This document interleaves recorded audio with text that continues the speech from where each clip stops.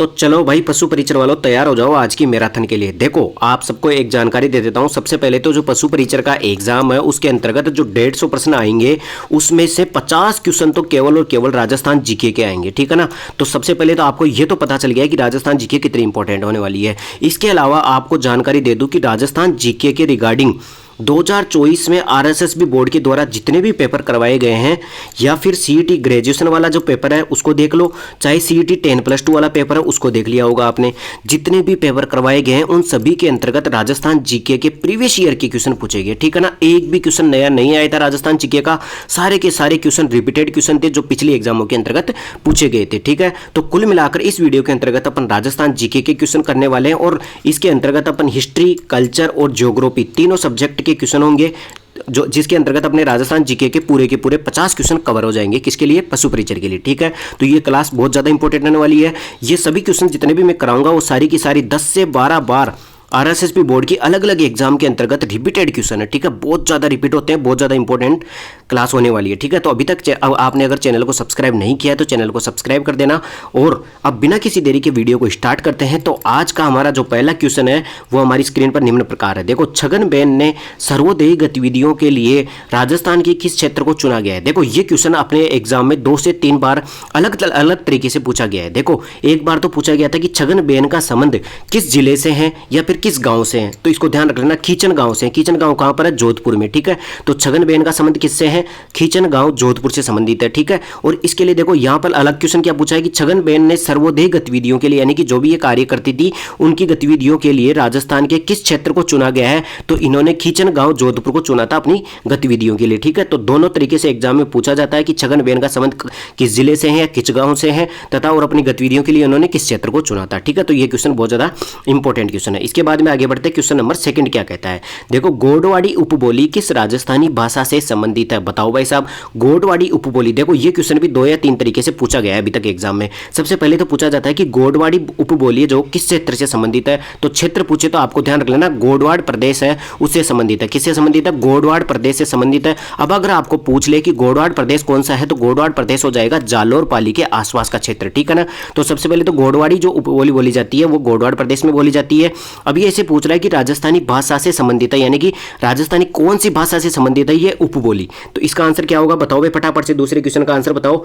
तो ये हो जाएगा मारवाड़ी भाषा से। कौन सी भाषा से हो जाएगा? मारवाड़ी भाषा से, ठीक है ना। तो कुल मिलाकर के गोडवाड़ी उपबोली जो बोली जाती है वो गोडवाड़ प्रदेश में बोली जाती है। ये भी क्वेश्चन पूछा हुआ है एग्जाम में।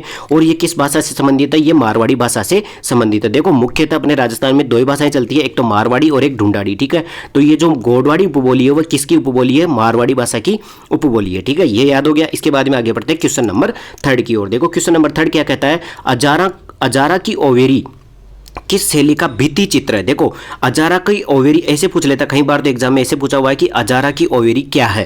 तो आपको ध्यान रख लेना ये एक भित्ति चित्र है। क्या है? एक भित्ति चित्र है। अब ये पूछ रहा है कि कौन सी शैली का भित्ति चित्र है। फटाफट से ऑप्शन देखिए, बताओ भाई कौन सी शैली का भित्ति चित्र है। तो ध्यान रख लेना ये देवगढ़ चित्र शैली का भित्ति चित्र। कौन सा? अजारा की ओवेरी। बहुत ज्यादा इंपॉर्टेंट क्वेश्चन है, नया क्वेश्चन है, 2-3 बार एग्जाम में पूछा जा चुका है। अब इसके बाद में आगे बढ़ते हैं क्वेश्चन नंबर 4। देखो ये पॉलिटी का क्वेश्चन था। इस क्वेश्चन को अपन यहां नहीं करेंगे क्योंकि पशु परिचर के एग्जाम में ये पूछा नहीं जाता है, पॉलिटी नहीं आ रही है, ठीक है। इसके बाद में बढ़ते हैं क्वेश्चन नंबर 5 क्या है? देखो, राजस्थान में 1857 की जो क्रांति हुई थी यानी विप्लव हुआ था वो सर्वप्रथम कहां पर प्रारंभ हुआ था? इतनी बार एग्जाम में पूछा हुआ है कि ये मान लो ये तो आरएसएसबी का फेवरेट क्वेश्चन है, ठीक है। तो कुल मिलाकर के राजस्थान में जो 1857 की क्रांति या विप्लव था वो सर्वप्रथम कहां पर हुआ था? तो ये नसीराबाद में हुआ था। कहां पर हुआ था?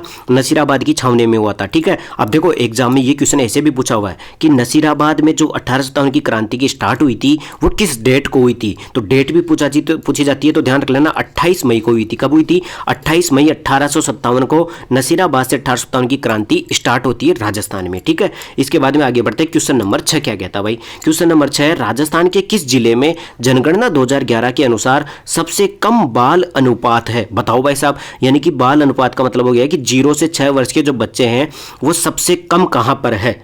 जनगणना 2011 के अनुसार सबसे कम बाल अनुपात कौन से जिले में? बताओ भाई साहब, सबसे कम बाल अनुपात कौन से जिले में? तो इसका आंसर हो जाएगा झुंझुनू जिले में, ठीक है। तो यानी कि ये अपने जनगणना से क्वेश्चन आया है, कहां से? राजस्थान की ज्योग्राफी से, ठीक है। तो कुल मिलाकर के बाल अनुपात न्यूनतम कौन से जिले में? झुंझुनू जिले में हो जाएगा। इसके बाद में आगे बढ़ते हैं क्वेश्चन नंबर 7 क्या कहता है? देखो, लोक नृत्य अग्नि संबंधित है? बताओ भाई साहब। अग्नि नृत्य जो किया जाता है वो किससे संबंधित है? अग्नि नृत्य कौन से संप्रदाय से या किस जनजाति से संबंधित है? तो ध्यान रख लेना, अग्नि नृत्य है वो जसनाती संप्रदाय के जो मानने वाले होते हैं उनके द्वारा किया जाता है, ठीक है ना। तो अग्नि नृत्य इतनी बार एग्जाम में पूछा हुआ है कि अग्नि नृत्य का संबंध कौन से संप्रदाय से है?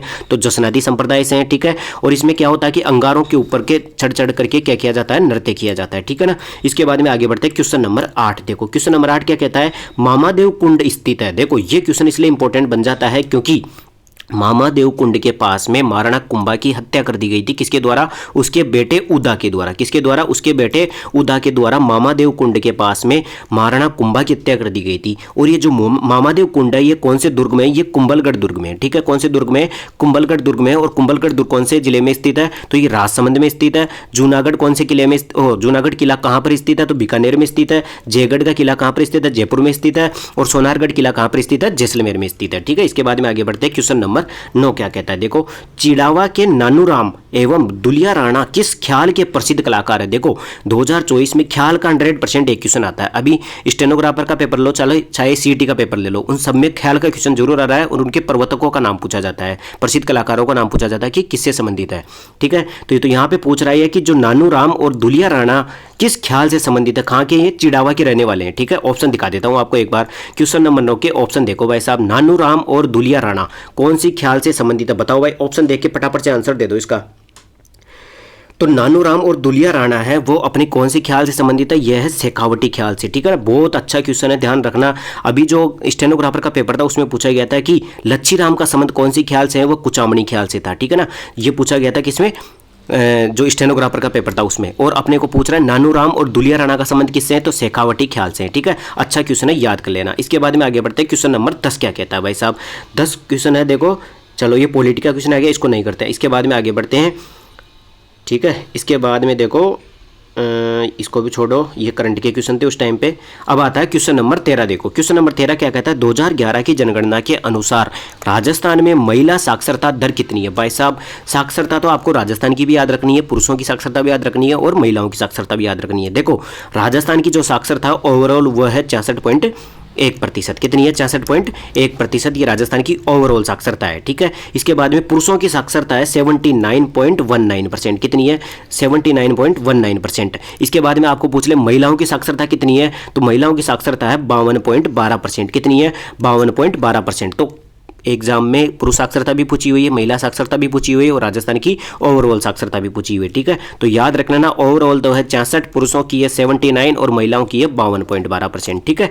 इसके बाद में आगे बढ़ते हैं क्वेश्चन नंबर 14 की ओर। देखो क्वेश्चन नंबर 14 ये अपने इससे संबंधित नहीं है, ठीक है। आगे बढ़ते जाते अभी तक अगर चैनल को सब्सक्राइब नहीं किया तो चैनल को सब्सक्राइब कर दो। ये क्लास आपके लिए बहुत ज़्यादा इंपॉर्टेंट होने वाली है। जितने भी प्रीवियस ईयर के क्वेश्चन है वो सारे मैं आपको इस चैनल पर उपलब्ध करा दूंगा। आपने देख लिया होगा, मेरे चैनल पर जाना और प्लेलिस्ट खोलना, ठीक है। उस प्लेलिस्ट में जाकर आपको पता चलेगा कि CET 10+2 के रिगार्डिंग मैंने जो मैराथन चलाई थी, लगभग 25 क्लासें लगाई थी मैंने, ठीक है ना। एक सीरियल क्रम में 25 क्लासें लगाई थी। और CET 10+2 की चाहे कोई सी शिफ्ट उठा के देख लेना, एक भी राजस्थान जीके का क्वेश्चन उससे बाहर चला गया हो तो, ठीक है ना। तो कुल मिलाकर के क्लास बहुत ज़्यादा इंपॉर्टेंट है, ये बताना चाहता हूं।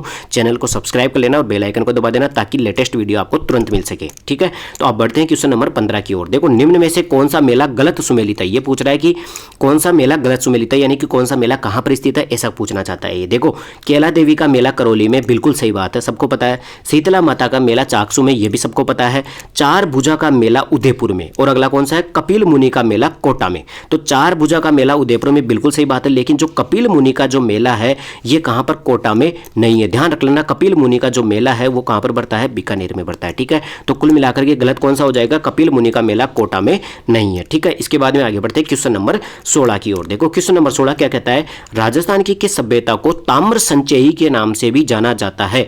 देखो दोनों ऑप्शन दे रखे हैं, गणेश्वर भी दे रखा है और आड़ भी दे रखा है। तो बताओ भाई साहब ताम्र संचयी सभ्यता किसे कहा जाता है? तो इसका आंसर हो जाएगा गणेश्वर सभ्यता। कौन सा हो जाएगा? ध्यान रख लेना, कंफ्यूज मत होना। ताम्र संचयी जो सभ्यता कहा जाता है वो गणेश्वर सभ्यता को कहा जाता है, ठीक है। इसके बाद में आगे बढ़ते हैं क्वेश्चन नंबर 17 की ओर। देखो संतरा मसालों और औषधीय पौधों के लिए उत्कृष्टता केंद्र अवस्थित है। यानी कि ये पूछना चाहता है कि संतरा का रिसर्च सेंटर कहाँ पर है या उत्कृष्टता केंद्र कहाँ पर स्थित है, संतरा और मसालों का और औषधीय पौधों के लिए जो उत्कृष्टता केंद्र है वो कहाँ पर स्थित है। तो इसका आंसर आ जाएगा भीलवाड़ा में। ध्यान रख लेना, संतरा, मसालों और औषधीय पौधों के लिए उत्कृष्टता केंद्र कहाँ पर स्थित है, भीलवाड़ा में स्थित है। झालावाड़ मत कर देना, संतरा को देख के गलत हो जाएगा, ठीक है ना। तो कुल मिलाकर के भीलवाड़ा में स्थित है क्वेश्चन नंबर 17। सॉरी देखो गलत कर दिया मैंने, खुद ने गलत कर दिया। देखो संतरा, मसालों और औषधीय पौधों के लिए जो उत्कृष्टता केंद्र है वो कहाँ पर स्थित है, झालावाड़ में स्थित है। आपको सबको पता होगी कि संतरा कहाँ की प्रसिद्ध है, झालरापाटन झालावाड़ की प्रसिद्ध है, ठीक है ना। तो इस क्वेश्चन को सही कर लेना, ठीक है। क्वेश्चन आंसर क्या आएगा, झालावाड़ आएगा, ठीक है। इसके बाद में आगे बढ़ते हैं क्वेश्चन नंबर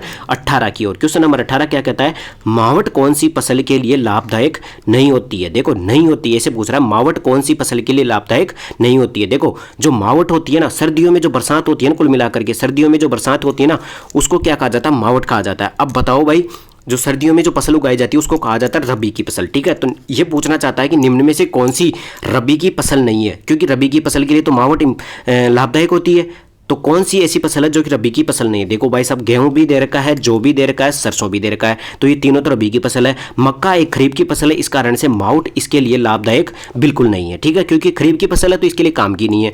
इसके बाद में आगे बढ़ते हैं क्वेश्चन नंबर 19 की ओर। देखो क्वेश्चन नंबर 19 क्या कहता है, किस मंदिर को हाड़ौती का खजुराहो कहा जाता है। बताओ भाई साहब, किस मंदिर को हाड़ौती का खजुराहो कहा जाता है। आराम से ऑप्शन देखो और बताओ भाई किस मंदिर को हाड़ौती का खजुराहो कहा जाता है। बहुत बार एग्जाम में रिपीटेड क्वेश्चन है, ठीक है। तो ध्यान रख लेना, शिव मंदिर भंडदेवरा, कौन सा, भंडदेवरा का शिव मंदिर, बारां जिले में स्थित है। भंडदेवरा का शिव मंदिर, इसको हाड़ौती का खजुराहो कहा जाता है, क्योंकि हाड़ौती में स्थित है, इस कारण से हाड़ौती का खजुराहो कहा जाता है, ठीक है। बहुत अच्छा क्वेश्चन था।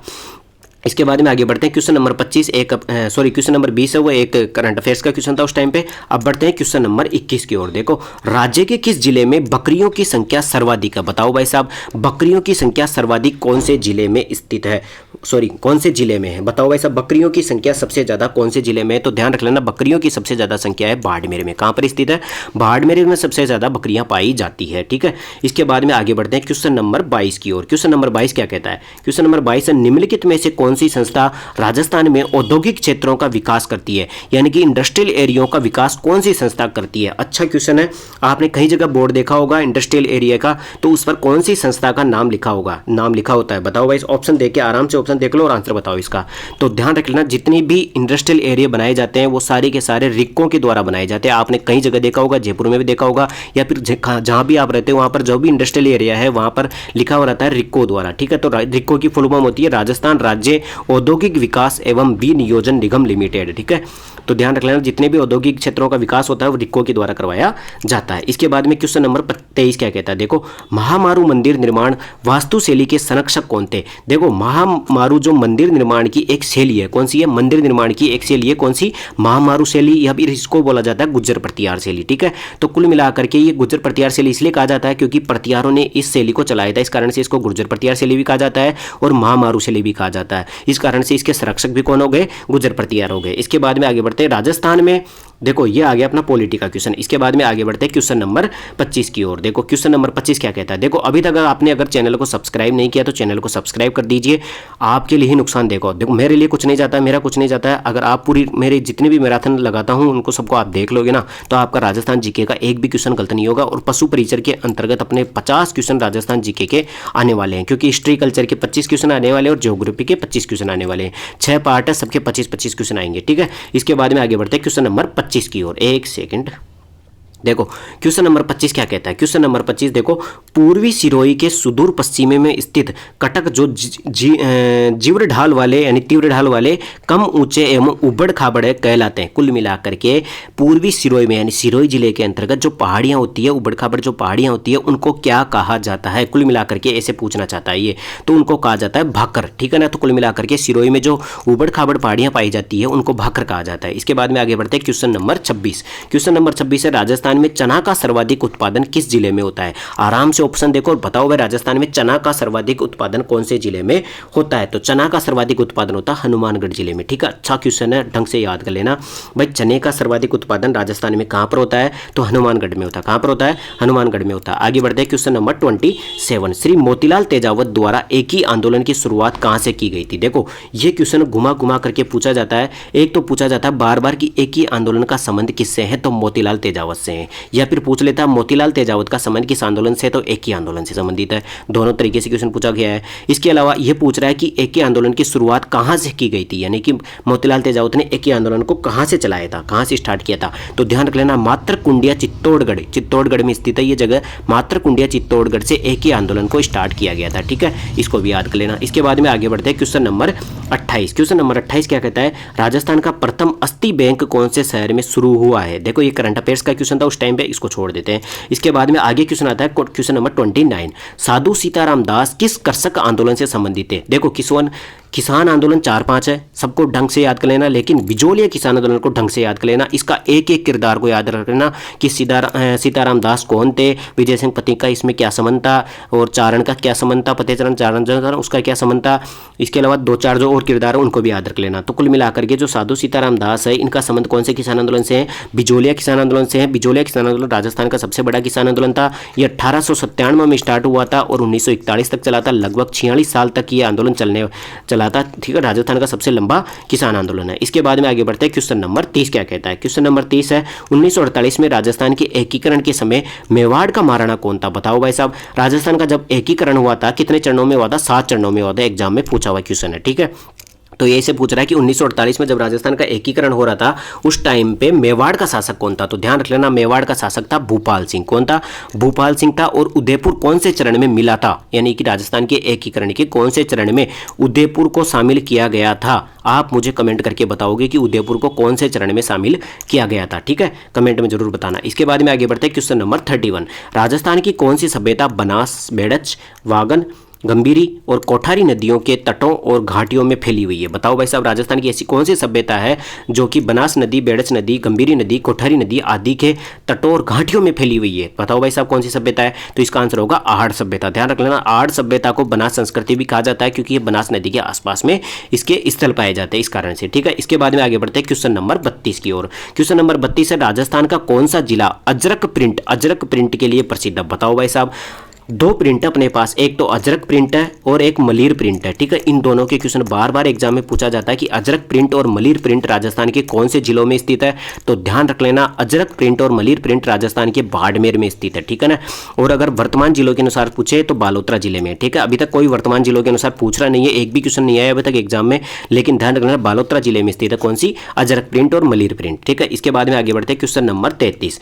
त्रिनेत्र गणेश जी का मंदिर कहाँ स्थित है, ये सबको पता होगा, सब जानते होंगे। त्रिनेत्र गणेश जी का मंदिर है अपने कहां पर, रणथंभौर दुर्ग में, सवाई माधोपुर में। ठीक है, इसके बाद में आगे बढ़ते हैं, क्वेश्चन नंबर 34। देखो ये अपने किसका, पॉलिटी का क्वेश्चन है। ठीक है, तो कुल मिलाकर के इस वीडियो के अंतर्गत मैंने कितने क्वेश्चन करा दिया आपको, 33 क्वेश्चन एमसीक्यू क्वेश्चन करवाए हैं। ठीक है, और सबके साथ में एक एक क्वेश्चन एक्स्ट्रा भी बताया होगा। ठीक है, तो कुल मिलाकर के ये क्लास आपके लिए इतनी इंपॉर्टेंट थी कि आप अगर पूरी क्लासेस मेरी जितनी भी इस चैनल पे मैं मैराथन लाने वाला हूँ पशु परिचर के रिगार्डिंग, उनको अगर देख लेते हो तो आपका राजस्थान के जीके के जितने भी 50 क्वेश्चन है, एक भी क्वेश्चन बाहर नहीं जाएगा। क्योंकि मैंने सीईटी ग्रेजुएशन की भी कराई थी मैराथन और 10+2 की भी मैराथन करवाई थी, और एक भी क्वेश्चन अपनी राजस्थान जीके का बाहर नहीं गया था। ठीक है ना, तो कुल मिलाकर के वीडियो पसंद आए तो वीडियो को लाइक कर देना, चैनल को जरूर सब्सक्राइब कर लेना। देखो चैनल को सब्सक्राइब कर देना और बेल आइकन होगा उसके बगल में एक घंटी सी होती है, उसको दबा देना। उसको दबाने से क्या होगा कि जैसे मेरा नया वीडियो आएगा आपको तुरंत नोटिफिकेशन पहुंच जाएगा। ठीक है, तो आज के इस वीडियो के अंतर्गत इतना ही। धन्यवाद।